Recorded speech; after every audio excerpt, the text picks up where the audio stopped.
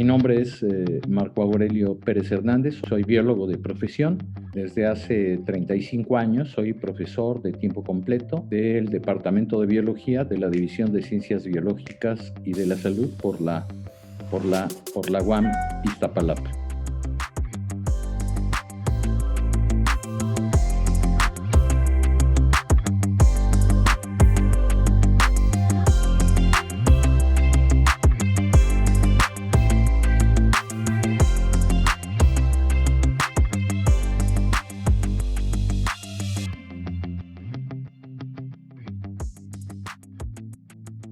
A partir precisamente del nombramiento que hizo el doctor Rodrigo Díaz de esta comisión a nivel de la unidad Iztapalapa, nos dimos a la tarea precisamente de no solamente de reunir información, sino de establecer un acuerdo sobre los objetivos y las metas que deberíamos de perseguir a corto, mediano y largo plazo como tal, ¿no? Entonces, ya para el 2019 establecimos precisamente esos objetivos generales, esas metas generales, y empezamos a delinear un plan de acción específico para la UAM Iztapalapa en cuanto a sus áreas verdes.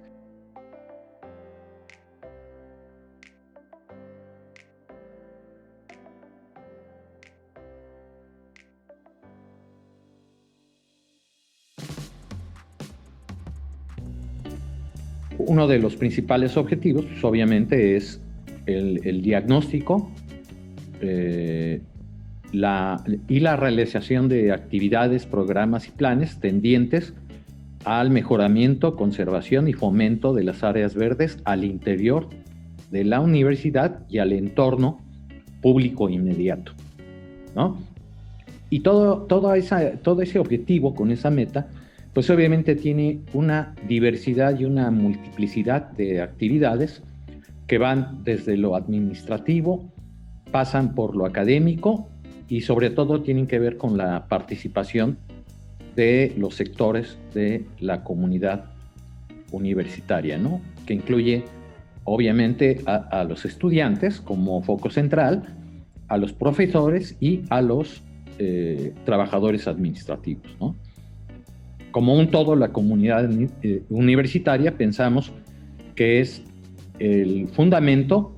nuestra fuerza para poder llevar a cabo cada uno de los programas y planes que tenemos dentro de la comisión. A partir de ahí se derivan otros objetivos secundarios y otras metas secundarias, pero la meta fundamental de esta comisión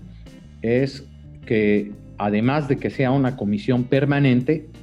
y a nivel de la unidad Iztapalapa sea una comisión que funciona de manera ininterrumpida, lleve a cabo programas que sean evaluados constantemente para mejorarlos y para generar otro tipo de programas que puedan complementar acciones que lleven a una mejoría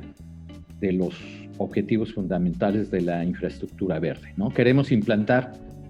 una dinámica de infraestructura verde en donde la continuidad de los trabajos sea ininterrumpida y que se considere a nivel de la unidad tan estratégica como cualquier otro tipo de comisión, ¿no? Es importante que no solo a nivel institucional, localmente como unidad Iztapalapa y como parte de la universidad metropolitana como un todo, empecemos a cambiar nuestra perspectiva de forma de pensar con respecto a las áreas verdes, ¿no? A las áreas verdes como una infraestructura que es crucial, no solamente en el mantenimiento de los servicios ambientales, sino que es crucial en la sobrevivencia de las comunidades humanas. También que tienen que ver con los objetivos que se plantean desde el punto de vista teórico y práctico con el concepto de la infraestructura verde en áreas urbanas y que además en la base tienen que ver con los conceptos que ecológicamente desde la perspectiva de la intervención humana, se han establecido al respecto de lo que significa la restauración, la rehabilitación y la reconstrucción de ecosistemas a partir de su deterioro o modificación, principalmente dada por la intervención de las poblaciones humanas, ¿no?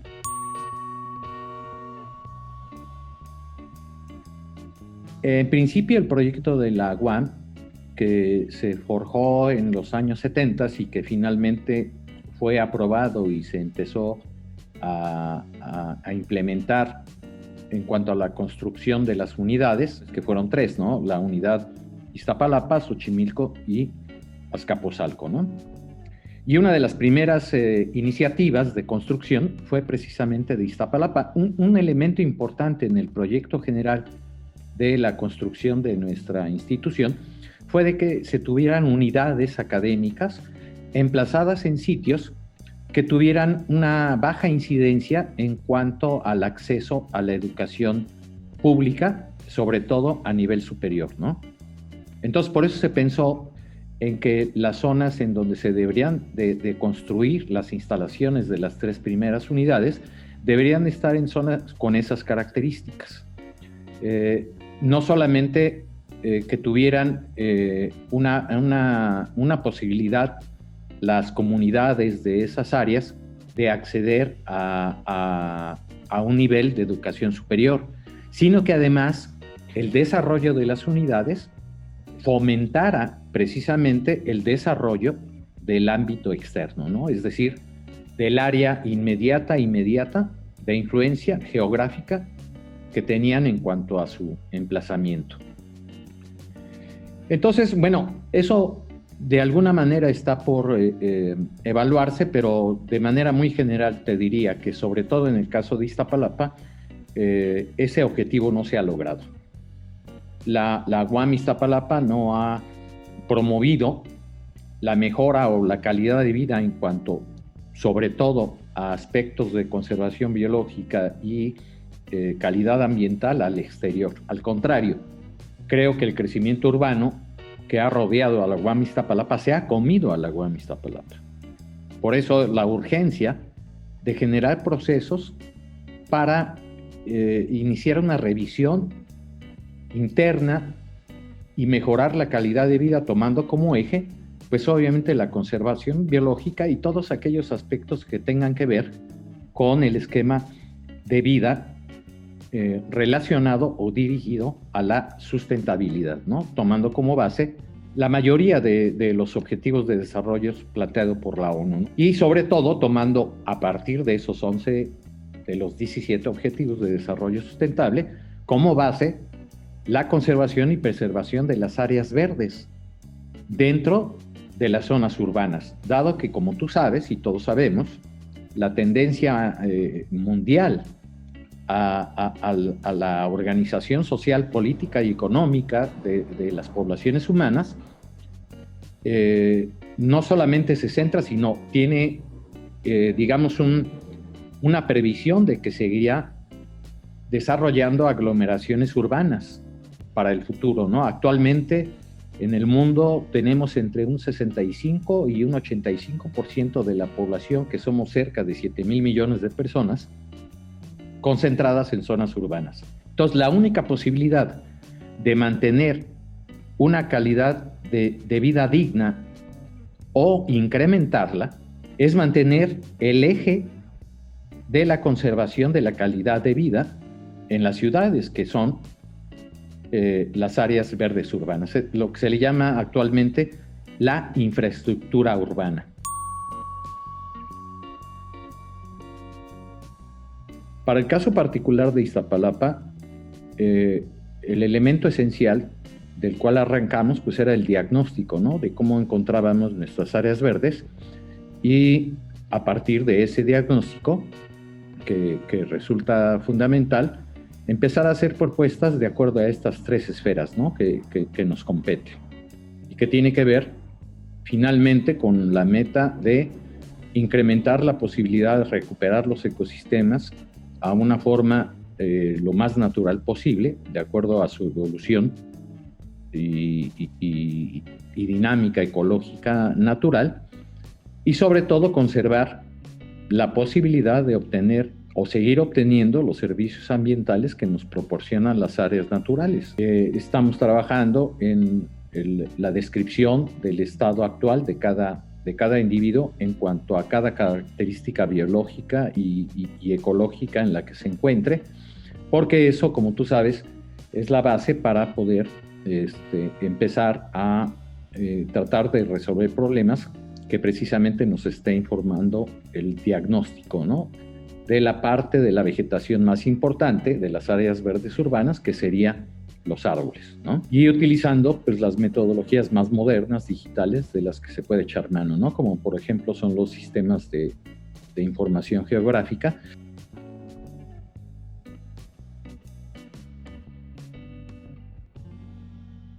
La segunda línea de la comisión, que también no deja de ser importante, es la de proponer programas o proyectos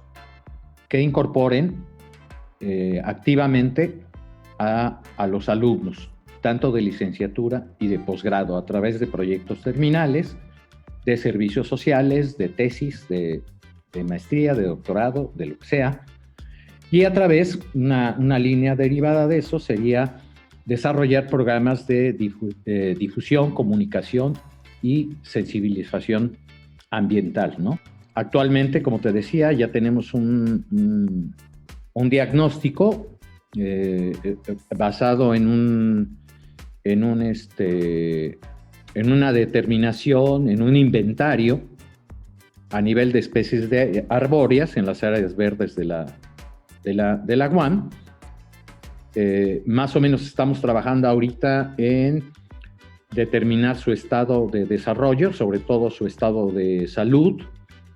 Estamos proponiendo un programa de saneamiento para control de plagas, que tú sabes que es muy importante en la unidad, por ejemplo, la plaga del muérdago en los árboles y algunas otras plagas de insectos. En la parte de la participación de la comunidad, en cuanto a los alumnos a través de servicios sociales y participación de programas terminales, tenemos un programa de servicio social a nivel de la división, aprobado desde hace año y medio, aproximadamente 2 años, que tiene diferentes vertientes.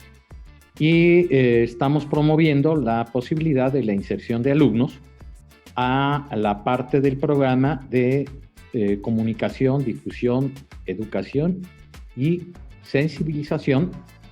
al respecto de temas de sustentabilidad, ¿no?, tomando como base las áreas urbanas o el concepto de infraestructura verde.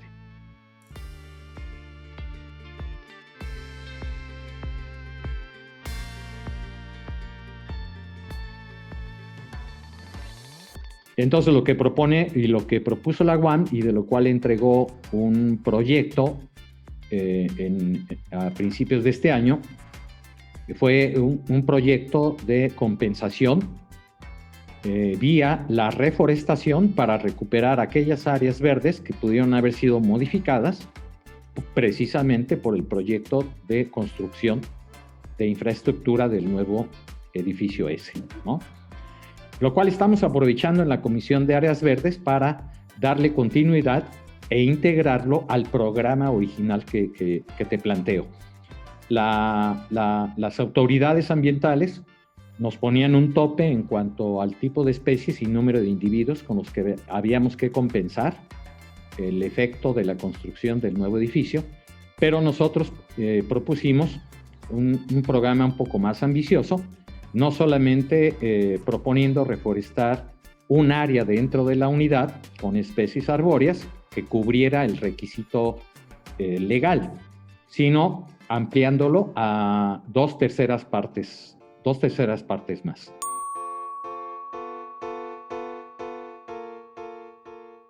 De la primera revisión que hemos hecho de este diagnóstico, el mayor porcentaje en cuanto al número de individuos y obviamente las especies a las que pertenecen son especies introducidas. Especies introducidas que se han manejado de manera más o menos informal en toda la zona de la Cuenca de México, en específicamente en la superficie, en el área de la Ciudad de México. Y lo que nos arroja este diagnóstico es que tenemos un muy bajo porcentaje de especies que se conserven y se fomenten en nuestra institución y que sean,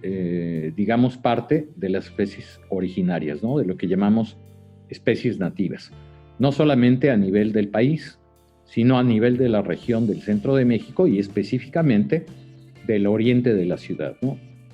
De manera muy general te diría que en cuanto a árboles, no tenemos más allá de una docena de especies que sean nativas específicamente de la zona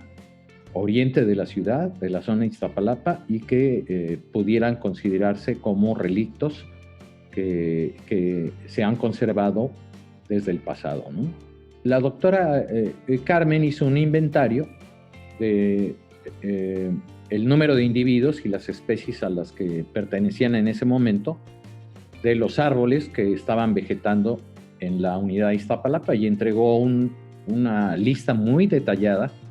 con la descripción de las características de los individuos y las especies a las que pertenecen, y además algunos datos sobre su estado de desarrollo, ¿no? Sin embargo, a partir de esa publicación y con respecto al paso del tiempo, pues hemos visto que la composición florística en cuanto a árboles en la unidad ha ido cambiando por pérdida de algunos individuos de diferentes especies, por introducción de otras. Y ese documento, que es un documento base del cual partimos nosotros, nos ha servido para precisamente ir contrastando cuál ha sido la situación de la época en que se publicó este documento a la actualidad, ¿no? Entonces, precisamente estamos en ese análisis, pero lo que te puedo decir, adelantando un poco el resultado de esa comparación, es que la composición de especies y la abundancia de cada especie dentro de la unidad ha ido cambiando, ¿no? O sea, no encontramos, de manera natural eso sucede en cualquier ecosistema, pero aquí hay que tener en cuenta que la actividad humana dentro de la unidad pues también tiene una influencia importante en la modificación y conservación de la cubierta vegetal.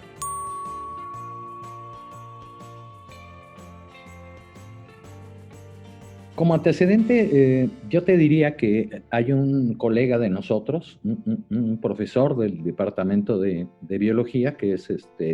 el maestro Gerardo López Ortega, que ha estado dando un seguimiento precisamente a la composición y abundancia de las especies de aves dentro de la unidad y en las áreas colindantes de la zona de Iztapalapa. No ha publicado lamentablemente su reporte, pero por comentarios y por, digamos, conocimiento que tengo directo de su trabajo, tiene registradas más de 135 especies de aves tan solo detectadas en el área interna de la unidad de Iztapalapa. De ese conjunto de aves, hay una proporción muy importante de especies que se pueden clasificar, los especialistas en aves ecológicamente clasifican a estas especies de acuerdo a diferentes, digamos, principios. Uno de los conceptos importantes en las especies de aves es qué tanto de especies tiene una comunidad que sean migratorias y qué tanto de especies sean residentes. Y qué tanto de esas especies, tanto migrantes como residentes, sobre todo las residentes, puedan ser nativas o puedan ser introducidas. La diversidad de aves en Iztapalapa y en particular en las áreas verdes, en el interior de la unidad, en ese pequeño fragmento de sitio geográfico, pues es muy importante. Imagínate tú, 130 especies de aves en un pequeño espacio, es una cosa asombrosa, ¿no? Que da pie a pensar en que la dinámica del ecosistema, independientemente de que tenga una calidad en cuanto al deterioro de intervención humana o no, pues sigue siendo importante. Cuando se dejan crecer las malezas y los espacios con baja intervención, es cuando incrementa la riqueza y la diversidad de especies de aves, ¿no? La diferencia es darle el matiz de qué tipo de especies son, si son aves migratorias, si son aves residentes, si son especies nativas o si son especies introducidas.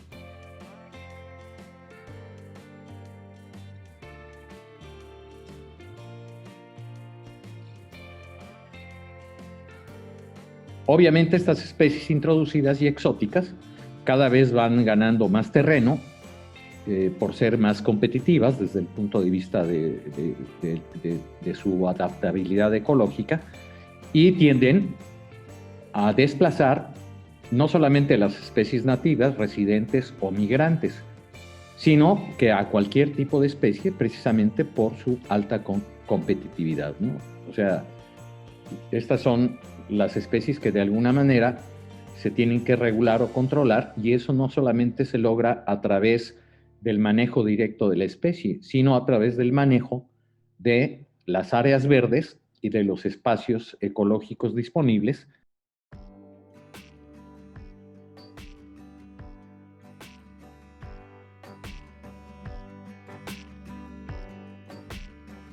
Y bueno, ahí tenemos un dilema con respecto a las tuzas, que es una especie endémica del centro de México, pero que de alguna manera nosotros, por el hecho del ciclo reproductivo de la especie y su potencial de esperanza de vida, pues es una especie que permanece y es resistente, independientemente de que sea endémica. Y eso de alguna manera reduce la calidad de las áreas verdes urbanas manejadas antropológicamente, ¿no? Entonces el dilema es erradicar o controlar, ¿no? Entonces tenemos que lograr un equilibrio en ese tipo de especies, que al mismo tiempo de que manejamos las áreas verdes para mejorar su calidad y fomentar los servicios ambientales que nos proporcionan en un ambiente urbano, al mismo tiempo tenemos que regular y controlar las poblaciones que de forma natural habitan en estos espacios, pero que pueden representar en algún momento, por su gran adaptabilidad, pueden afectar todas las labores que llevemos a cabo para la preservación de la calidad de las áreas verdes.